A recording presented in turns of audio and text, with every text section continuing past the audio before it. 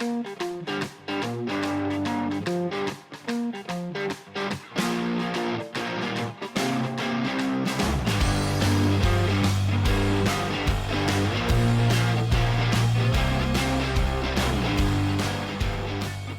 pessoal, sejam bem-vindos a mais um episódio do nosso podcast, o Dev Show. E hoje nós vamos falar com o pessoal da Via Varejo. Sim, um case enorme aqui, vários profissionais muito bacanas para conversar com a gente sobre tecnologia e sobre como eles atuam dentro dessa empresa. Não poderia deixar de agradecer aqui de antemão, né, os convidados, o Adamo, o Wagner e o Patrick. E para iniciar, eu gostaria aqui de pedir para eles falar um pouquinho o que eles fazem lá de forma resumida. A gente vai bater um papo sobre isso, mas de forma resumida o que eles fazem e quando que eles entraram na Via. Seria legal para saber um pouquinho do background deles. Podemos começar aí pelo Adamo. Opa, tudo bom? Boa noite. Bom, eu estou na Via já fazem aproximadamente quase 2 anos, né? Eu tenho 20 anos de carreira já, sou macaco velho de mercado, né? Atualmente eu estou na frente aqui como Technical Product Manager de uma squad de API Management. Meu papel dentro da Via é suportar todo o time, né? E definir roadmap de produto, qual a orientação que a gente vai seguir para desenvolvimento de novas features e tocar o dia a dia com a equipe para prover toda a parte de governança de APIs e disseminação de cultura dentro da Via Varejo. Via, né? Beleza, show de bola. E fala para nós, Patrick, o que você faz lá, quanto tempo você está lá? Eu estou há 2 anos na Via, cheguei bem no meio do olho do furacão, bem no meio de uma Black Friday. Entrei nesse time também uma Black Friday, então já estou trabalhando bastante com o pessoal. Hoje eu sou Tech Lead do time de API Management. Atuo muito próximo ao Adamo na entrega dos produtos junto com o pessoal. Beleza. E por fim, não menos importante, né? Wagner, se apresenta aí pra gente. Olá, gente. Boa noite. Espero que todos estejam ótimos. Bom, sou o Wagner Guedes, tenho mais de 20 anos de estrada aí com TI também. Em dezembro agora faço 5 anos de Via.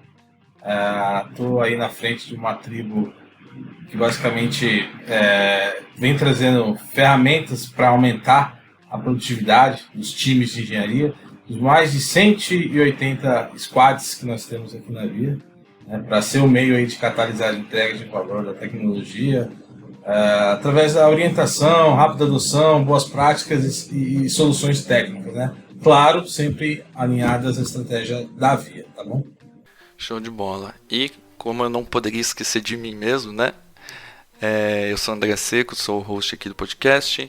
E hoje, infelizmente, estou um tanto quanto sozinho aí por causa de problemas aí relacionados à internet dos outros participantes, mas vida que segue.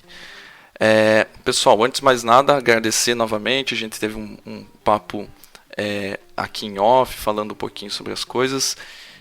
E várias coisas me chamaram a atenção, tanto nos pontos que a gente foi conversando durante as semanas, aí também o que vocês me falaram, que a principal, né, coisa que o time de vocês trabalha ativamente, né, habilitar os outros times, as outras squads, enfim, né, as outras partes da organização a terem uma vida mais fácil, né, trocando em miúdos aí, vocês habilitam eles para que eles tenham soluções, não tenham que se preocupar com tantas coisas que a gente sabe que no mundo de TI, né, você tem milhares e milhares de opções para fazer a mesma coisa. Para começar aqui, eu gostaria de entender, indo bem do início, né, o trabalho principal de vocês comentaram que vocês são alinhados ao negócio e tudo mais, e vocês têm essa pegada arquitetura / engenharia, né, para conseguir discernir qual que é a melhor opção para determinado caso. Qual que é o meio termo que vocês chegam para dizer, beleza, o negócio precisa disso e a gente tem essas opções tecnológicas para atender esse cenário. Como que vocês veem, assim, não diria uma fórmula, né, mas um método para chegar numa escolha ótima de uma ferramenta, por exemplo? Bom, vou começar falando aqui, tá, gente?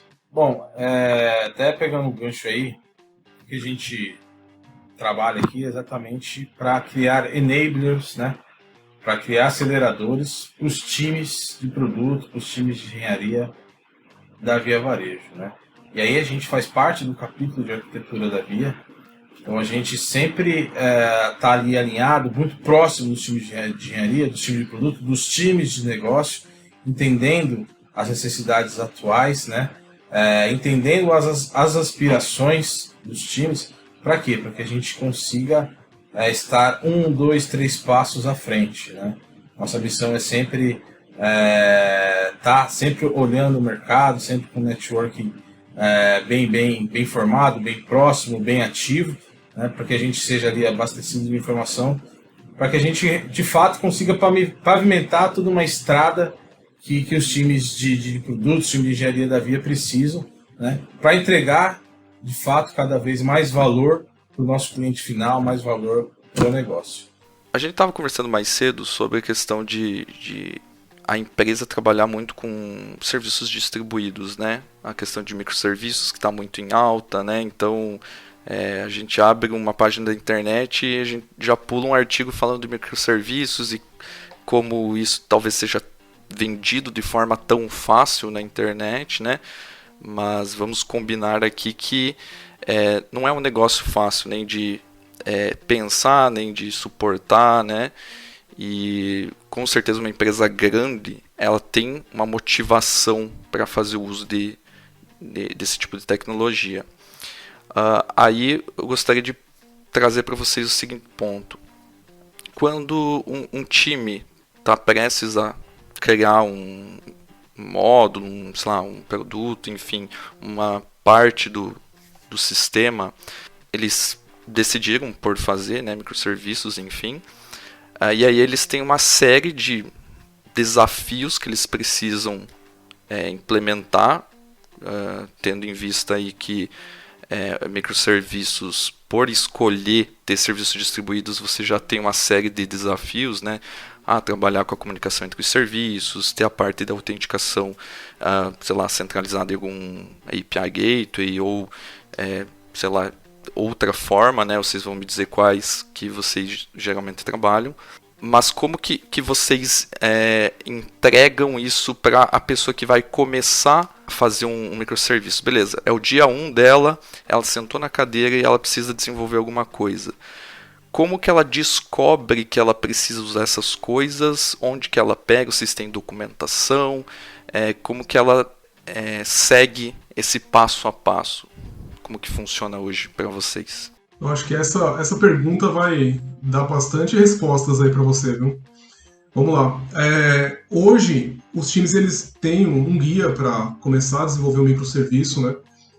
Isso a gente desenvolveu dentro do nosso time. Então, quando o cara vai desenvolver, ele já pode olhar ali no guia e entender, legal, como que eu estruturo o meu endpoint? Quais são os status codes que eu preciso responder na minha aplicação? Devo responder com o delete vazio ou o delete eu respondo com alguma coisa dentro? Então, isso tudo ele tem ali na disponibilidade, né? Então a gente fornece isso para ele. A parte de autenticação, acho que a gente também consegue desenvolver isso de uma maneira... consegue entregar isso de uma forma fácil para eles, né? Através de algumas ferramentas habilitadoras dentro da própria empresa. Então, a gente consegue direcionar bastante o desenvolvedor com muitas ferramentas pensando em desenvolver da melhor forma, né? Isso traz um ganho muito grande para nós. Então, a gente começa a permitir que os times comecem a enxergar as APIs todas da mesma forma. Então, de repente, eu tenho 2 times onde 2 fariam serviços completamente distintos, eles passam a fazer serviços iguais e, de repente, se eu preciso mudar de time, eu chego no outro lado e olho, legal, foi desenvolvido da mesma forma, posso prosseguir. E sempre pensando, né, em API First. Eu acho que... Aí eu até pedi para o Adamo complementar mais alguma coisa aí. Esses últimos anos a gente tem feito um trabalho muito forte de governança, né? Há alguns anos atrás não tinha um trabalho muito forte de governança e disseminação desse conhecimento, né? Em times de desenvolvimento sempre tem uma rotatividade razoável, né? De pessoas, né? E é muito difícil você prender esse tipo de coisa com novos profissionais, né? A gente bate muito forte nessa parte de governança, né? Toda essa parte de estrutura, né? de como o microserviço vai se enquadrar dentro da empresa. A gente acabou, acho que há 1 ano e meio atrás, junto com um fórum de todos os arquitetos da companhia, mais consultorias externas, a gente acabou mapeando, né, alguns grandes modelos canônicos baseados no cenário de retail, né, que é onde a gente se encontra, e para começar a adequar justamente esses microserviços e APIs expostas, né, se adequarem dentro de um modelo e não ficar um monte de serviços espalhados na empresa, né, justamente eles se enquadrarem em grandes blocos. Então isso é tudo uma parte de governança, né, que o nosso time toca.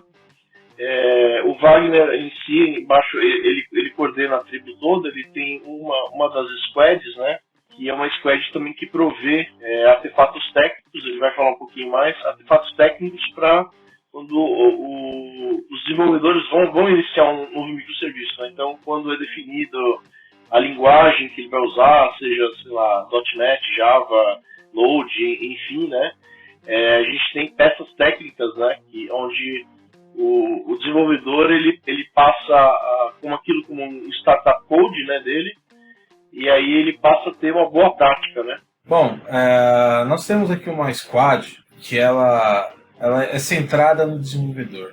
Então a gente é muito preocupado, principalmente, logicamente, com o dia a dia, mas muito preocupado com o primeiro dia, com o onboarding de novos desenvolvedores, né? Então no primeiro dia, a preocupação nossa além de dar tudo o que ele precisa e principalmente dar o device ali, o notebook para ele, configurado ao máximo para que ele consiga, quem sabe, fazer o primeiro commit dele no primeiro dia. Logicamente, todo o processo de onboard e tudo mais, mas o que eu quero dizer é deixar todo o ambiente dele preparado para que ele consiga, de fato, realizar o trabalho dele, né? Então, aí seguindo nessa linha, nós temos 2 grandes produtos aqui dentro da nossa tribo. Um chama ViaOps, né? E o outro é o ViaAPI. Daqui a pouco a gente fala um pouquinho do ViaAPI. Então no ViaOps é onde a gente tem a visão de todas as tribos, as jornadas, das squads, das pessoas, dos papéis, de todos os componentes, né? Toda a arquitetura de referência. Então ali com o ViaOps, um novo desenvolvedor ele pode entrar, ele pode consultar toda essa documentação técnica de como construir um microserviço de fato, se ele tem que ser orientado a evento ou não, o que é DDD, quais são as melhores práticas, como eu implemento o sólido de fato, clean code, arquitetura e assim por diante, né? Fora as features que a gente tem de autosserviço. Ele pode, por exemplo, falar, eu quero iniciar um novo microserviço em Node, em Java, em .NET Core, e a gente tem toda uma automação, todo um scaffold, toda uma arquitetura base de referência que cria todo esse projeto para ele, inclusive com todo o pipeline de CI/CD já pré-configurado, já que a gente já sabe quem que ele quem é o time dele, né, qual que é o projeto que ele está enquadrado. Então a gente traz uma série de aceleradores para essa nova pessoa, para esse novo colaborador, né? E aí, com esse novo microserviço, já com o repositório dele já conectado ou já criado, se for algo novo, tem toda também uma infraestrutura ágil que a gente está trazendo agora. Então, se ele precisar criar ali um Kubernetes, por exemplo, para iniciar esse desenvolvimento, a gente já cria, já provisiona através do ViaOps. Então, ele já consegue, além de desenvolver, ele já consegue já testar, né? E aí entra muito o ViaAPI, que é esse outro produto, que o Adamo e o Patrick são os líderes, né, dessa squad, que buscam aí, né, a criação de APIs, né, buscando o Open Platform, desenvolvimento de APIs de maneira correta, né, APIs que não somente nós iremos consumir, mas que o mercado possa consumir, que nós sejamos somente mais um consumidor, e com todos os aceleradores, né, já com todas as features para exposição dessa API, para essa documentação rica dessa API, para toda a governança, né? Quando a gente fala de governança, a gente não fala só da exposição, mas fala do consumo. Então, o que é o consumo? É quem está consumindo, como ela está sendo consumida e como eu consigo fazer a gestão desses consumidores, né? Ter toda a observabilidade, ter algumas features que eu acho super importante, que todos os times que desenvolvem back-end, desenvolvem API, precisam ter, que é com autorização, que é com segurança, que é com cache, que é com circuit break, tudo esse tipo de problema a gente abstrai também com essa ferramenta que é o VAPI, que por trás tem uma série de componentes, uma série de building blocks de API Management, inclusive nosso API Gateway, tanto on-prem, quanto na cloud, quanto na borda. Então a gente faz a gestão dos componentes para entregar o máximo de facilidade para esse novo colaborador que consiga desenvolver microserviço, consiga expor sua API, consiga governar sua API de maneira mais tranquila. Tem burocracia, né? O cara sobe um serviço, uma API no padrão, sem burocracia e deixa exposta já para o mundo. Olhando assim de fora, claro, parece um trabalho muito louvável, porque tira muito do peso até de quem está iniciando, de ter aquele burnout inicial de ter que saber 1 milhão de coisas, e assim, ele pode ter, vamos dizer assim, um pouco a tranquilidade de sentar, se debruçar sobre aquela documentação, aprender os baby steps aí para ele começar, e até, como o Wagner falou, fazer até o primeiro commit no primeiro dia, primeira semana, né, que seja. Então, cara, muito, muito legal esse trabalho, vamos dizer assim, um trabalho praticamente transversal em relação à companhia que vocês têm, né? De entregar isso para todas as pessoas. E aí vocês falaram estava falando da parte de segurança. Hoje os microserviços de vocês, obviamente, algumas APIs têm exposição para fora, né? Então eles são enxergados de fora, né? E conseguem ser consumidos, mas queria entender onde que fica a parte de autenticação e autorização de um conjunto aí de uma aplicação baseada em microserviços, se vocês têm algum cenário onde precisa proteger também os serviços que são internos, apenas que só tem comunicação com outros serviços que não são expostos externamente. Como que funciona isso? Tem algum caso que precisa utilizar certificado em cada microserviço para fazer essa segurança? Ou vocês deixam tudo agrupado numa fronteira que faz essa autenticação, essa proteção? Hoje nós temos 2 cenários aí, né? Tanto esse cenário que você falou da borda, né? De ter autenticação na borda, e o interno. Então hoje todos os microserviços que passam pelo nosso time, eles obrigatoriamente têm segurança, independente se é interno ou externo, até para que a gente possa também controlar quem está acessando os serviços, né, de fato. Então, a gente hoje consegue colocar determinados tipos de segurança no serviço. De repente, se o serviço ele exige dados sensíveis, é um tipo de autenticação. Se tem outros serviços que são menos sensíveis, outro tipo de autenticação. Então, hoje todos eles, independente de onde estão, independente com quem se comunica, eles estão seguros, seja on-premise, seja na cloud. A gente partiu do princípio do seguinte, né? No passado, tinha muitos serviços que cada um com o seu mecanismo de autenticação e autorização. Alguns serviços, às vezes, não possuem esses mecanismos, né? E a partir do momento que os serviços eles entram para dentro do gateway, eles têm que ter uma governança padrão, né? E a partir do princípio que eu vou ter o mínimo de segurança, o mínimo de utilização de todas as features, sejam throttling, né? Para controlar limitação, né, do serviço. Todo serviço tem um SLA, né, de rate limit, assim por diante, né? Então deixar isso aberto, né, ele traz 2 riscos para a companhia, né? Um risco de invasão, ataque, sei lá, de ex-funcionário ou afins, né, para serviços internos, né?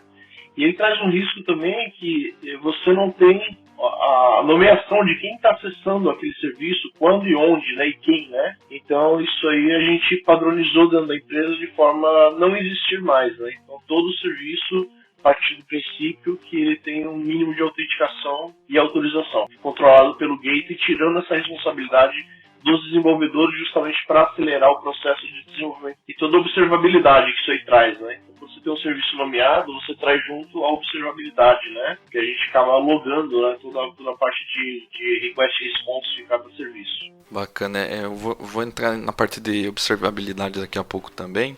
Aproveitando que a gente está falando dessa comunicação entre serviços, como que vocês fazem essa comunicação?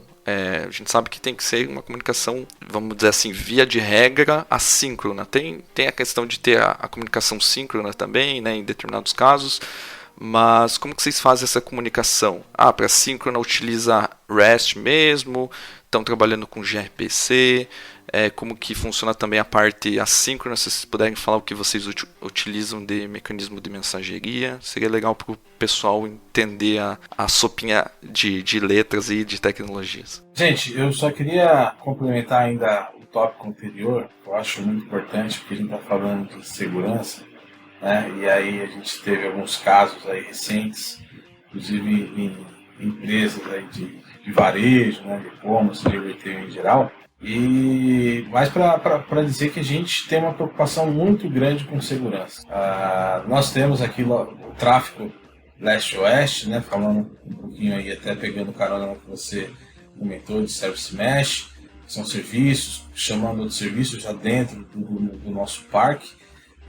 Mas nós temos muitos serviços que são expostos para a internet, para parceiros de negócio que vão chamar a gente por um tráfego de rede norte-sul, né? Então a gente tem uma parceria com uma empresa de edge computing que ela é muito forte, eu diria que ela é a empresa mais forte do mundo, né? Bom, não é segredo para ninguém, é a Akamai. Paga nós. A Akamai ela é uma empresa que tem uma parceria muito forte com a Via Varejo, né? Então, a gente tem vários serviços com eles, né? O CDN, que é o mais conhecido, que a gente fala de Akamai, a gente já traduz ali para CDN. O CDN, de fato, ele traz uma segurança porque, querendo ou não, ele cacheia alguns resultados nos servidores de borda, né? São servidores mais próximos de quem fez a aquisição, e com isso ele não deixa a aquisição chegar na origem. Então, se a aquisição não chega na origem, de fato ela já é um mecanismo de segurança, né? Tem toda uma parte de WAF, né, com proteção para SQL Injection, para Command Injection, System Injection, parte de Site Shield. Tem toda uma parte de KSD, né, com bot Premier, que faz toda uma gestão para identificação, para saber se é um bot ou não, né? Toda uma segurança baseada em rate control, IP, fazer bloqueio por geolocalização, né? Por exemplo, eu sei que a Rússia ou o Afeganistão eles estão fazendo uma série de ataques, então a gente já tem toda uma inteligência que fica monitorando o que está acontecendo no mundo e que identifica uma série de IPs, uma série de localizações que podem oferecer um risco. A gente também verifica IPs, a gente tem scores de alguns IPs, então se a gente identifica que um IP ele possa ter um score baixo, porque ele já ou trouxe alguma vulnerabilidade, né, já tentou causar uma vulnerabilidade para a gente, ou até em algum parceiro, a gente também fica de uma maneira mais protegida, olhando para esse tipo de score, esse tipo de IPs, né? Então a gente tem uma preocupação muito forte com as APIs, com os produtos como API que a gente expõe para o mercado, né?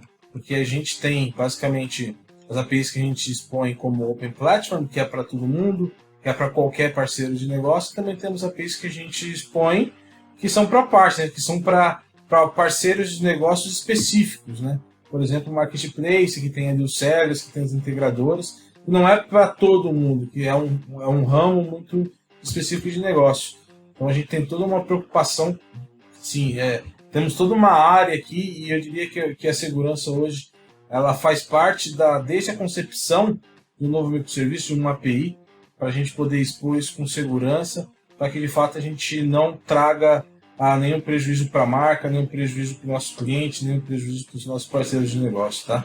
Só para enfatizar aqui que segurança hoje é uma preocupação constante, desde a concepção da ideia, da concepção do serviço, da concepção do produto, até de fato a gente entregar e até a gente fazer toda a operação desse serviço, desse produto. E foi muito bacana que você falou, porque no fim do dia, né, você ter algum problema de segurança não é só uma perda técnica, né? Não é uma invasão, só sei lá, um ransomware atacando o teu servidor ou derrubando o teu serviço, um DDoS, alguma coisa assim.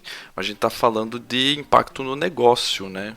O cliente está se sentindo menos seguro por ter, né, aquela empresa que ele consome, né, algum tipo de serviço tão vulnerável, por exemplo, né? Então, totalmente proporcional o efeito no queda de ações, enfim, aí a gente vai pro mercado como um todo, né?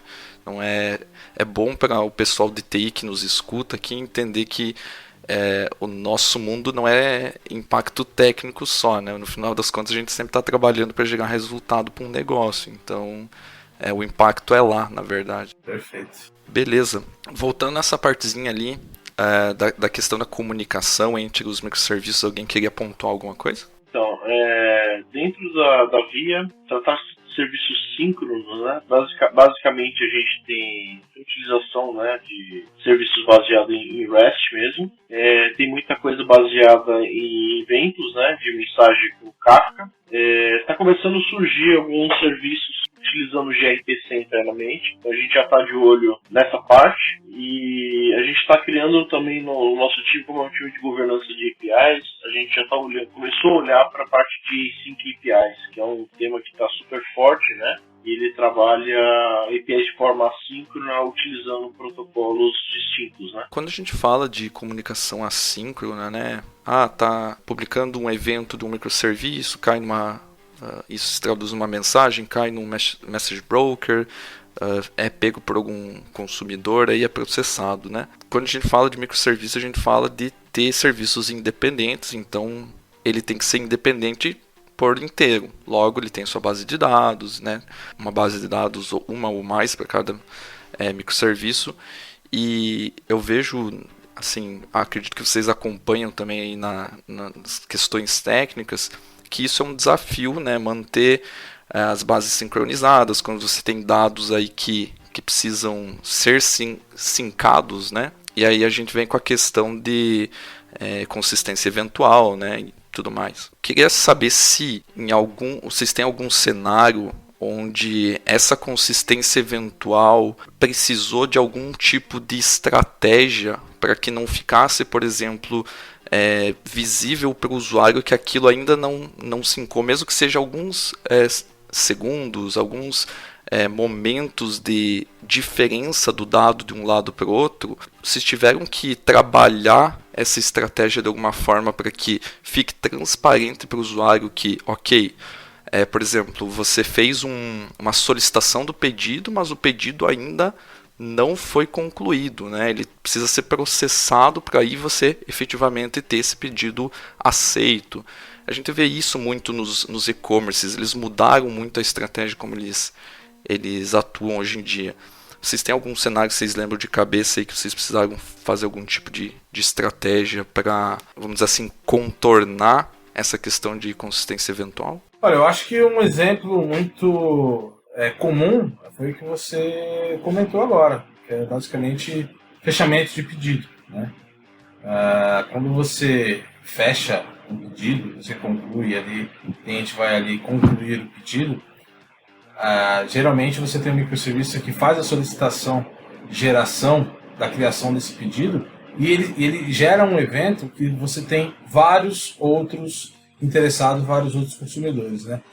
E aí você segue ali, geralmente, primeira etapa, a parte de antifraude, para entender se de fato aquele pedido foi feito por uma pessoa, se foi feito por um robô, se foi feito por uma pessoa buscando de fato realizar alguma fraude. E aí, numa segunda step, também já a aprovação do pagamento, né? E todos esses dois steps que eu falei, a parte de antifraude e a parte de pagamentos, elas são feitas sempre assincronamente, né?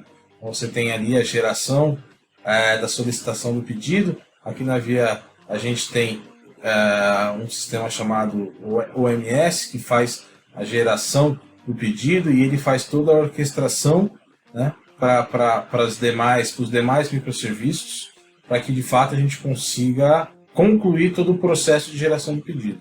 Então você faz a geração a solicitação do pedido, você passa pelo antifraude, você tem toda a parte de integração com os nossos parceiros de serviços financeiros, e aí tudo isso também geram eventos, e aí tem consumidores ali olhando para poder capturar esse evento e processar de fato essa mensagem e gerar de fato um novo evento que tem outros consumidores, e assim vai se ramificando toda essa informação. Processo bem complexo, logística e assim por diante. Tem muitas steps, né? E é bom a gente pontuar isso, que tem que ter uma mudança de estratégia, né, de como você exibe isso para o usuário, porque muitos anos atrás a gente tinha aquela experiência de clicar no botão comprar, esperar um loading ali de 10 segundos e todo o processo se desenrolava nesses 10 segundos. Deu certo, não deu, você sabia na hora. Só que era na hora, tipo, se perdia, talvez perdesse uma parte da informação do processo, acabava frustrando muito o usuário por ser demorado, enfim, né? Você tinha que fazer integração com gateway de pagamento, enfim, né? Tinha uma série de casos. E agora a gente vê muito, quando você vai fazer a compra no e-commerce, você começa a receber 1, 2, 3, 4, 5, 8 e-mails, né? De todos os steps que vão se concretizando, né? E eu acredito que a pessoa, né, o consumidor, acabou se acostumando com isso, né? Por isso que foi uma evolução até de quem consome também se adequar a esse processo. Mas é muito bacana saber que isso acontece assim aí também. Porque não faz sentido nenhum, né? Você imagina que a empresa, ela vende de tudo, né? Então você imagina, você compra um livro e uma geladeira, né? Você imagina o processo logístico disso, né? Manter o usuário na tela, fazendo toda essa calculeira pela frente, né? Você vai só prender o usuário, não faz sentido nenhum, né? Então assim, para você entregar uma geladeira, tá num CD, para entregar um livro tem outro CD, e aí você não vai mandar uma van para entregar a geladeira e o livro pro cara. Você tem que selecionar um caminhão de um lado, do outro lado selecionar um outro tipo de transporte. Então tem um monte de regras e validações, né? E elas têm que, por natureza, elas têm que correr de forma síncrona, né? Senão você demoraria aí um tempão com o usuário na tela, prendendo o usuário na tela, né? É uma coisa que já acontece há algum tempo, né? E é legal dar transparência para o pessoal que está escutando, entender como isso funciona de forma técnica, né? Porque às vezes parece muito mágico, mas, né? Parece simples. O exemplo que eu dei aqui é um exemplo prático, né? Porque assim, você não pode mandar um carro entregar as duas coisas, porque a geladeira não vai caber dentro do carro, né? Ainda dá para ficar um pouco pior esse cenário se a gente considerar que tem um marketplace que envolve produtos de terceiros. Então imagina, bater no terceiro para saber se o estoque dele está válido e volta aqui na empresa. Então não tem como realmente ficar segurando o usuário todo esse tempo, né? Até porque, por uma questão técnica também, imagina se ficar segurando o processo do usuário ali o tempo todo. Hoje em dia isso é impraticável. Exatamente, e às vezes até a API do terceiro tá fora, e aí você acaba perdendo todo o step que você fez, que o usuário fez, né? Acaba se perdendo. Na questão de compra, né, de bens de consumo, onde o cara entra numa loja para comprar, a pior coisa que ele pode ter é ter uma frustração, porque nós sabemos aí que consumidores hoje, de certa forma, não são fiéis. Se deu erro na tua loja, ele só vai trocar de link e vai comprar na outra loja. A diferença às vezes é R$10, alguma coisa assim. Então a gente tem que entregar o máximo possível de performance e disponibilidade, principalmente nesse caso, né, para não frustrar ele. O Patrick comentou quando ele se apresentou, que ele entrou no meio de uma Black Friday, né? O campo de guerra aí teve que entrar tirando já, né? A gente sabe, né, e é um exemplo muito comum a gente falar de Black Friday, que você tem uma demanda sazonal, nesse caso, muito forte, né? Então, de um dia para o outro, você recebe, sei lá, 3, 4, não tenho nem a métrica, 10 vezes mais do que é num dia normal. 30 vezes mais. Vocês podem falar melhor do que eu. Então, queria saber um pouquinho como que vocês gerenciam, né, esse parque tecnológico, essa questão de microserviços e tudo mais, nesses cenários de caos, assim, vamos dizer, de caos de muita demanda. O que vocês têm para se proteger e tal, para não cair? Eu acho que a primeira proteção que a gente tem é já trabalhar o ano inteiro pensando nisso. Isso é um fato. Todo o ano, quando termina a Black Friday, eu costumo dizer que termina a Black Friday na segunda-feira, né? Porque tem todo o fluxo ainda de trabalho do final de semana. Pra gente, técnico, né? Tem a Cyber Monday. Tem Cyber Monday. E assim, pra nós acaba nesse momento, né? Ainda tem todo um outro trabalho que o resto da empresa faz pra entregar os produtos, enfim.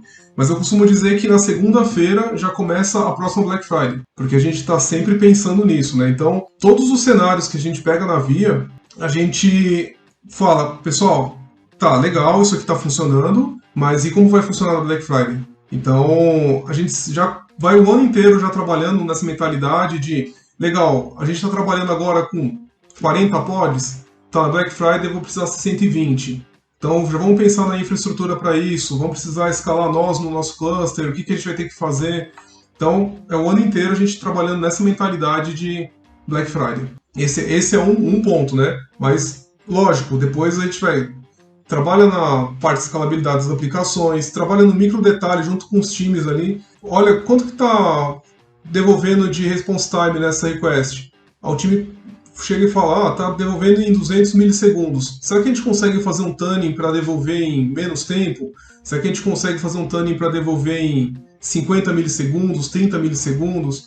Não dá, vamos colocar um cache. E aí, as ferramentas que a gente fornece para os times vai habilitando eles a fazerem isso, né?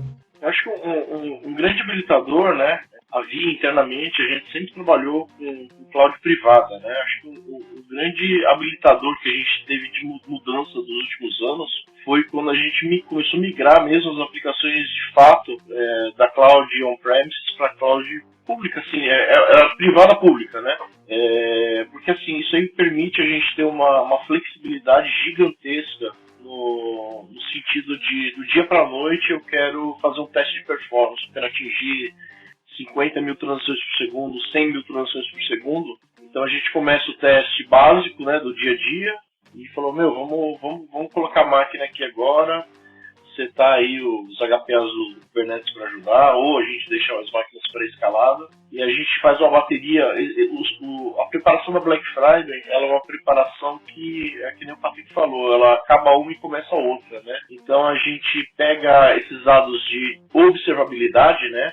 E sempre tem aquela progressão de crescimento, né? Então durante o ano feito diversos tipos de baterias de testes baseado em histórico e baseado em progressão de crescimento, né?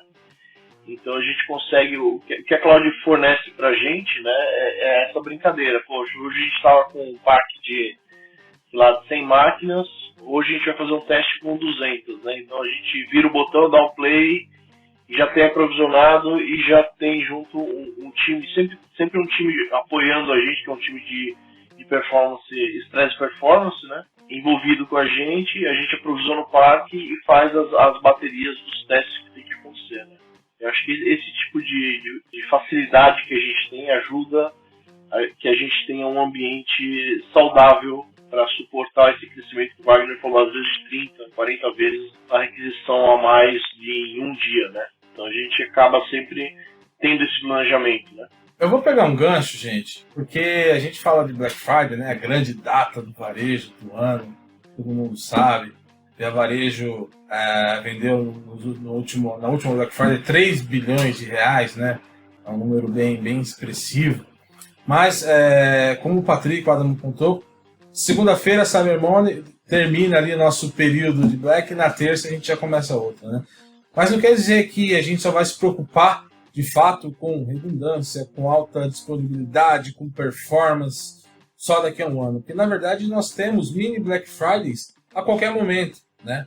A gente pode, no intervalo de um jornal nacional, de uma novela das 9, passar ali uma promoção, ser enviado uma série de push notifications em cima de uma campanha agressiva e a gente ter ali 10, 15 vezes mais acessos do que um dia comum, né?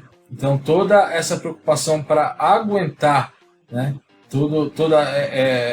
esse número de acessos, né, e mesmo assim proporcionar uma experiência agradável e fluida para os nossos usuários, ela é constante. A gente, logicamente, sempre a Black Friday é um marco, mas a gente trabalha com mini Black Fridays o ano todo. Então não é uma preocupação, a gente, logicamente, cada vez mais acessos, mais clientes, cada vez mais produtos, cada vez mais sério. A gente saiu de uma base 3P de 5 milhões para 30 milhões esse ano, então a gente está com um sortimento muito maior no nosso catálogo.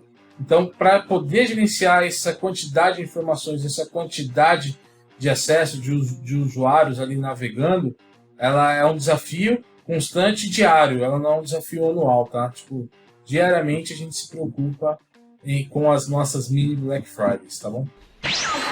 Acho que até interessante que vocês falaram, né, de mini Black Friday, né? Porque tem aí Dia dos Namorados, Dia das Mães, né?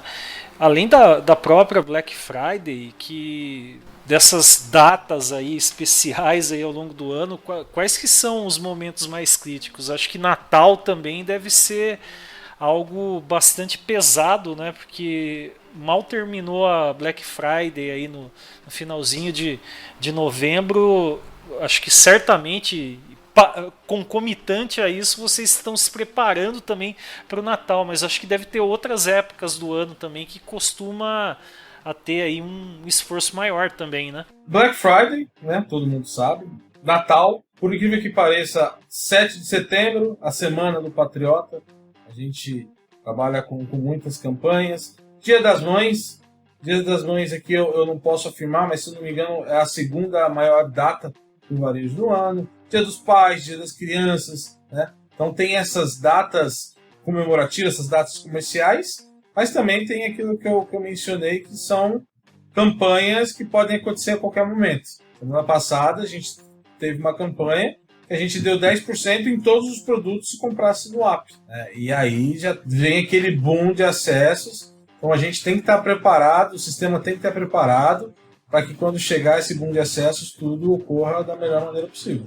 E é aquela propaganda segmentada que é empurrada, na verdade, né? Então, assim, ela sabe a profile do usuário e ela vai mandar direcionada para o celular da pessoa direto, né? Marketing direcionado, é isso aí. Campanha personalizada. Bacana. E outro ponto aqui que a gente vê que é uma questão bem batida até em e-commerce, que, né, vocês comentaram aí na Black Friday, tem muito acesso e tal. É muito recorrente o pessoal chegar numa solução que envolve uma estratégia de cache, né? Ver essa curiosidade com vocês, né? Porque quando a gente fala de estratégia de cache, eu não sei se entra tanto na parte de vocês que estão mais aí trabalhando transversal com os times, se é da escolha de vocês em que ponto da aplicação que o cache vai ser utilizado, como que ele vai ser utilizado, qual que é o TTL e tudo mais, ou é uma decisão de cada time que está desenvolvendo saber, não, beleza, aqui a gente vai colocar o catálogo de produtos num cache que vai durar tanto tempo, ou só os preços daqueles produtos que vai durar tanto tempo. Como que funciona? Vocês têm alguma guideline para trabalhar com cache também? Como é com as outras coisas? Eu vou começar, gente, depois vocês complementam. Porque esse é um assunto que a gente está trabalhando agora. É muito quente pra gente. Vai contar, Magnão, aqui, galera? Vamos contar um pouquinho, né? Porque, de fato, o cache é uma maneira da infra aguentar essa rajada de requisições, né? E aí, quando a gente fala em cache, tem tudo uma preocupação, principalmente para esses eventos sazonais, de um pré-aquecimento de cache, né? Não somente de conteúdo dinâmico, mas também conteúdo estático, né? E aí eu estou falando não só também dentro da nossa infraestrutura, mas também na borda, né? A gente tem toda uma estratégia de cache casada, e cada time, cada produto tem a sua própria estratégia, né? O que a gente faz é dar enablers, dar ferramentas para que esses times consigam gerenciar e ter visibilidade desses caches. A maioria dos times hoje ainda trabalham com TTLs curtos, né? TTL de 5 minutos, 7 minutos, 4, 10, né? Isso traz um problema, porque o dado, caso ele tenha sido alterado, o dado pode ficar no cache desatualizado por 5, 7, 4 minutos, né? Porém, isso traz, né, um trade-off ali de você ter menos gerenciamento do ciclo de vida do cache. Porém, a gente está trazendo também agora para a companhia a possibilidade de nós termos TTLs longos, né? Ou seja, ter grandes tempos de vida para os nossos caches. A gente pode ter cache de 12 horas, de 24 horas, por que não? Né? E aí, baseado toda uma estratégia de eventos, né, para identificar que aquele cache, de fato, ele está desatualizado, que aquele dado foi atualizado, e a gente batendo nas pontas, batendo na nossa borda, batendo no nosso API Gateway, batendo numa série de locais para poder apagar esses caches para a próxima requisição, ou que um processo nosso aqueça novamente esse cache. Né? Então o cache, de fato, ele é um mecanismo para não onerar a nossa infra. Então a gente tem uma preocupação muito grande com o pré-aquecimento e com o gerenciamento de todo o ciclo de vida de cache. Em suma, a gente está fornecendo nossa área é uma área de enablement, né? A gente está fornecendo, né, um mecanismo junto na nossa estratégia de API management, né, para que as equipes possam se utilizar desses mecanismos de cache com longo DTL, né? É um produto aí que a gente está lançando junto aí na nossa estratégia. É mais uma preocupação que a gente está tirando do desenvolvedor, né? A ideia é que o desenvolvedor ele fique cada vez mais focado ali na parte de negócio, desenvolvendo a API dele, e aí o cache é uma coisa também que ele talvez não precise se preocupar no futuro. Ele vai entrar numa interface, configurar e vida que segue.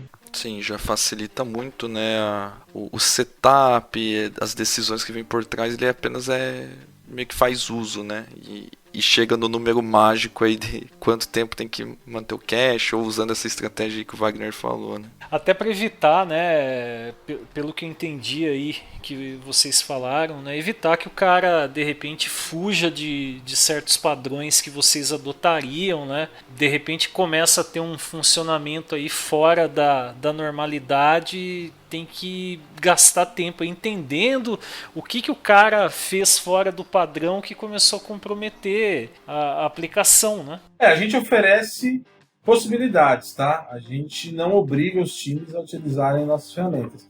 Então, caso um time, o pitch, for usar toda a estratégia e os componentes de cache dele, a gente não vê isso como um problema. Só não terá aquela pista pavimentada que a gente já trabalhou, que a gente já se antecipou durante muito tempo, né? E o que eu ia comentar antes, porque quando a gente fala de cache, principalmente de e-commerce, né? Vou dar só um exemplo, a gente pode ter a home, né? Você entra lá, casasbahia.com.br, aquela primeira página é a home. Pode ter um produto ali na home, na sua vitrine, que ela esteja ali a home cacheada. Produto que esteja ali com preço de R$10. Você clica naquele produto, ele vai cair numa PDP, que também é uma página que pode ser estática, assim como a home. Também pode estar com um produto ali com R$10. Só que você tem o cache da sua API, que o preço ali está R$10. Então, quando a gente muda o preço de 10 para 9, porque no concorrente está 9, é interessante que a gente faça a limpeza do cache, não somente do cache da API, porque a PDP, que é um conteúdo estático, também está cacheada, a home também está cacheada. Então a gente desenvolveu aqui um mecanismo, a gente consegue fazer a limpeza de todo o cache, seja dinâmico ou seja estático, para que a gente consiga atualizar esse dado o mais rápido possível. E como o TTL é longo, a gente evita de a cada 4, 5 minutos vir requisições na nossa origem para poder de fato pegar essa informação. Ele só vem pegar quando a informação de fato sofreu alteração. Senão, continua lá no cache. E no pior das hipóteses, vamos dizer assim, se porventura ele tá lá naquela homepage, o valor tá 10 no cache, e aí ele seguiu com a compra, em algum momento, em alguma step, você vai ter a validação se o preço realmente tá o mesmo, né? Você vai ter esse confronto, vai avisar ele, ops, o preço mudou aqui, teve alteração enquanto você estava com o item na cesta, né? Isso é muito ruim para a experiência do usuário, né? Você imagina, você vai comprar uma televisão, tá, sei lá, promoção, lá, R$2.000, quando você põe no carrinho tá 7, né? Isso aí, para a experiência do usuário é muito ruim, né? Porque é uma coisa que você tá falando, se atrair o usuário e não é, né? É para isso mesmo que a gente está trabalhando, né? É que a gente não sabe o tempo que ele deixou, né? Ele pode ter entrado às 9 da manhã, deixado a PDP lá, a página de detalhe de produto aberta, e às 5 horas da tarde ir lá apertar comprar e o preço mudou. né? Então, tipo, tem toda também uma navegabilidade que a gente tem que rastrear, né, toda a parte de analytics para entender isso que você falou, se de fato é plausível ou não. Mas o que a gente busca de fato é para o usuário que entrou, que viu um produto na home e que clicou ali depois de alguns segundos, que de fato na PDP, no carrinho, todo o processo de checkout, o preço seja o mesmo, sabe? Aproveitando que você falou da questão de rastreabilidade e tal, saber, né, os eventos que aconteceram, quando a gente fala de eventos de negócio e também log de erro, toda essa questão, até o Adamo tinha comentado antes sobre observabilidade, né? Queria entrar um pouquinho mais a fundo nisso, até para vocês falarem como vocês tratam dessa questão das coletas de logs e ter todo esse trace das requisições que saiu de um microserviço, foi para outro, foi para mais um outro, enfim, teve toda uma coreografia aí de chamadas, e a gente sabe que quando a gente fala de microserviços, para ter um troubleshooting disso, né, saber por onde que cada requisição passou, é algo muito importante, senão você fica perdido. É diferente de um monolito que a gente tem um sistema só que tem aí as navegações por funções internas, né, chamadas internas. Então, se vocês pudessem falar de quais ferramentas vocês usam e como vocês tratam essa parte de observabilidade. Na Via a gente tem algumas ferramentas, tá? A gente não se baseia simplesmente numa única coisa. Então tem um time de APM que cuida de toda essa parte de estratégia e ferramentas de application monitoring, né? Basicamente, o gateway por si só, ele dá essa visibilidade para a gente das requisições das APIs que estão expostas, né? Então a gente tem coletores que rodam lá dentro do AKS, que eles estão o tempo todo escutando os eventos do gateway, e eles explotam esses eventos no Event Hub, e assim posteriormente ele é processado até chegar no LK, Grafana, e são ferramentas que já estão bem difundidas no mercado, né? Paralelo a isso, as próprias aplicações também têm os seus eventos que são gerados para essas bases de LK. É importante salientar aqui para ter a rastreabilidade em quesito de log, né? A importância de se gerar na origem, né? Seja na borda ou seja no gateway interno, o Message ID e Correlation ID para se trabalhar entre os sistemas, né? Para não perder o tracking da transação, porque as transações são todas atômicas, né? Tudo chamadas de microserviços apartados, né? E a gente acaba utilizando também que acaba unindo todas as transações, né?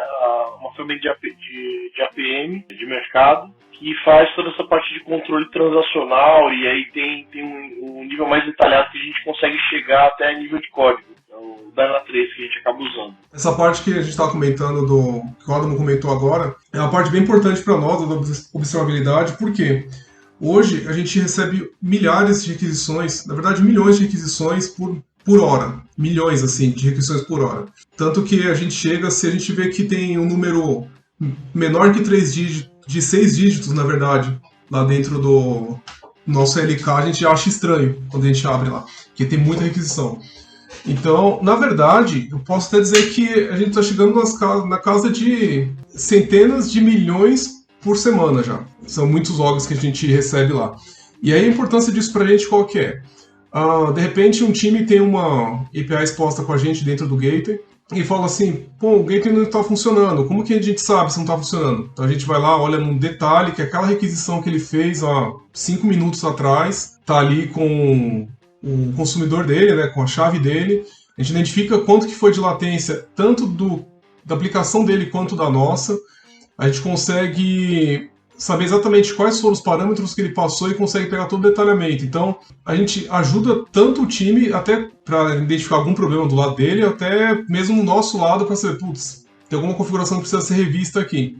Então, isso para a gente é muito importante, é assim, um detalhamento bem importante mesmo. Um outro ponto que eu ia comentar, a parte de Correlation ID, que o Adamo comentou, a gente já faz a partir desse log, né, o Correlation ID já sai direto da primeira requisição que o cara faz e vai até o final dela. Então a gente consegue pegar saber todo o trace, né, todo o caminho que a requisição fez ali. Pra gente isso hoje é de uma extrema valia. E o mais importante, né? Quando o time coloca essa API na nossa ferramenta, no via API, ele já passa a ter isso. Então ele não precisa se preocupar com esse tipo de coisa. Isso deu ao nosso processo um patamar diferenciado de observabilidade. A gente começou a ter indicadores e comportamentos da companhia que a gente, para ter isso no passado, né, a gente precisava centralizar um monte de bases distintas, sistemas distintos, né? E com gateway na ponta a gente consegue ter isso centralizado, né? A gente consegue tomar decisões. Então, por exemplo, as APIs que estão com latência alta, né? Por exemplo, a gente deixa praticamente quando a pessoa não conhece o SLA do sistema, o sistema é novo, né? Não sabe nem quantidade de requisições nem nada. A gente deixa com uma limitação básica e passa a observar, né? Pô, o cara tá tomando um 429 aqui, né? Que é too many requests, né? Então, vamos aumentar a régua aqui de throttling do cara. A API do cara tá demorando aí, sei lá, 2 minutos para responder, né?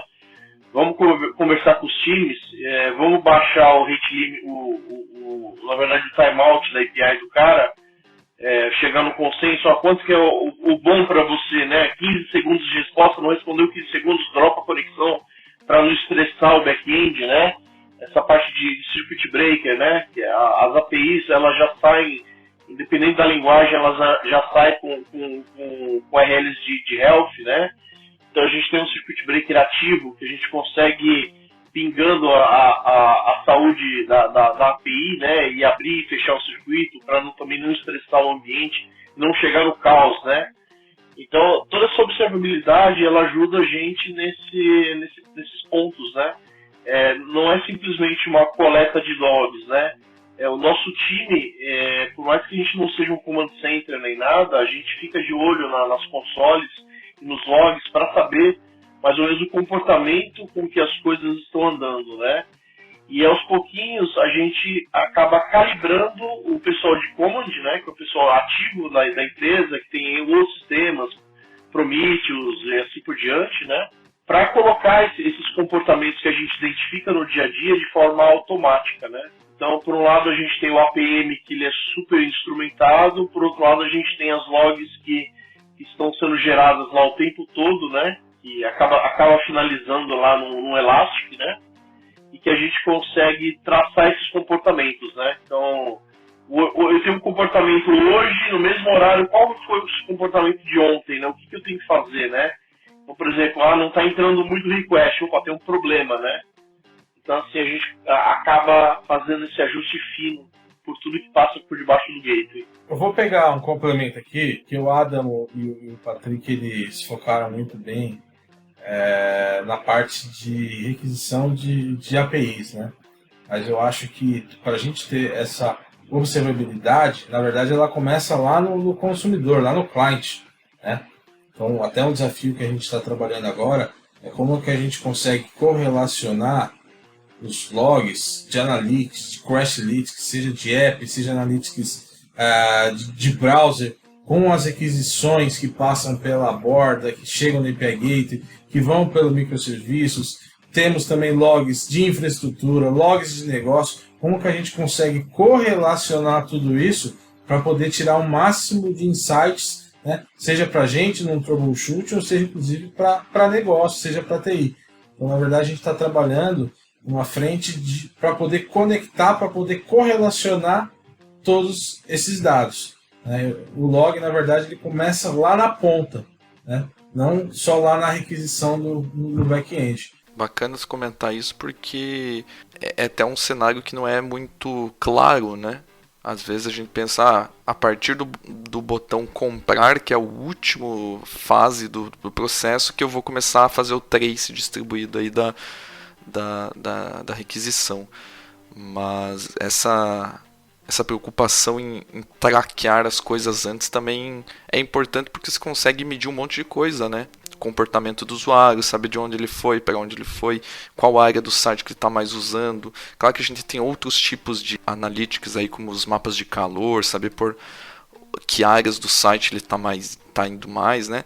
Mas conectar esses dois pontos talvez seja interessante, você consiga extrair uma informação daí, né? Até interessante o que o André comentou.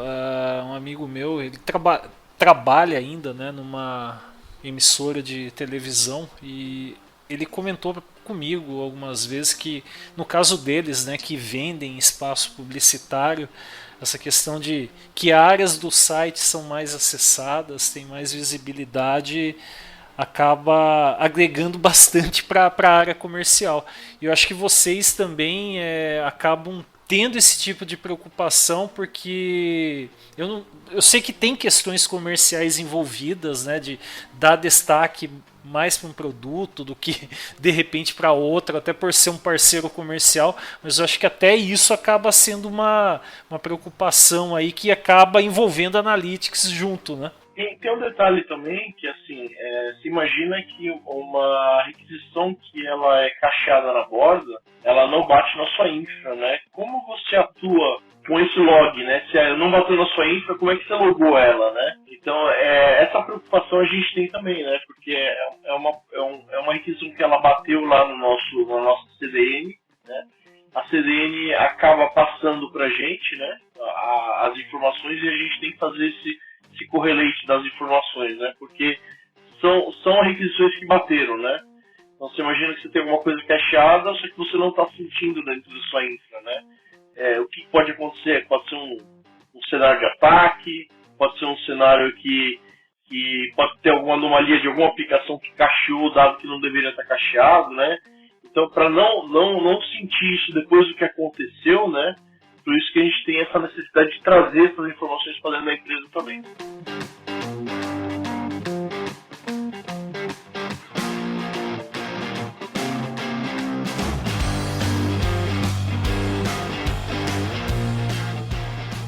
Muito bem, pessoal. Então esse foi o nosso podcast aí, falando com o pessoal da Via, entendendo todo o background que eles têm lá na empresa, criando facilidades aí para os times conseguirem se desenvolver melhor. Novamente, queria agradecer muito aí ao Adam, ao Patrick, ao Wagner, pela disponibilidade e toda a informação riquíssima que eles trouxeram aqui pra gente no podcast. E vamos deixar aí aberto para vocês deixarem nos comentários os feedbacks, se vocês querem uma parte 2, a gente trazer mais informações, porque eu acredito que tenha conteúdo aí para muitos e muitos podcasts, se vocês curtirem. Beleza?